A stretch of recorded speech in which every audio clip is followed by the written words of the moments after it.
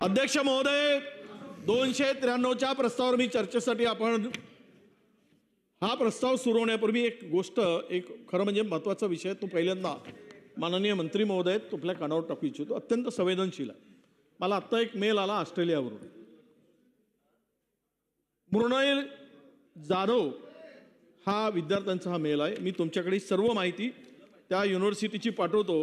Direct admission the university of Sydney Australia त्यांनी email पण केला आहे.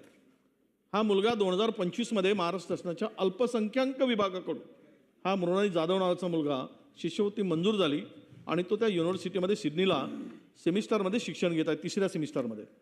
याला 2 सेमिस्टरचे ₹1 सुद्धा शिष्यवृत्तीचा मिळाला नाही. याच्या बापाने कर्ज काढून ते काही पैशाची व्यवस्था केली.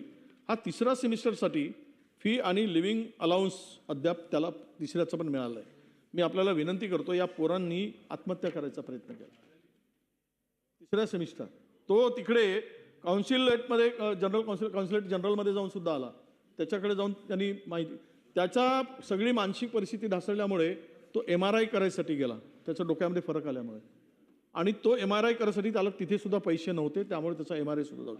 ही सर्व स्टोरी लिहून त्या पोरांनी मला पाठवली आहे. विनंती आहे, या शिष्यवृत्ती मंजूर आहे. इतका संवेदनशील प्रश्न आहे. उद्या तो पोराचा जीव जाईल आणि गव्हर्नमेंटनी त्याला स्कॉलरशिप मंजूर केलेली असताना तर जे मिळत नसेल तर हे कुठेतरी त्या विभागाला कळवून त्याच्यातमध्ये त्याला मदत करायला सांगा. त्या पोराचा जीव वाचवा. मृणाल जाधव असं या मुलाचं नाव आहे.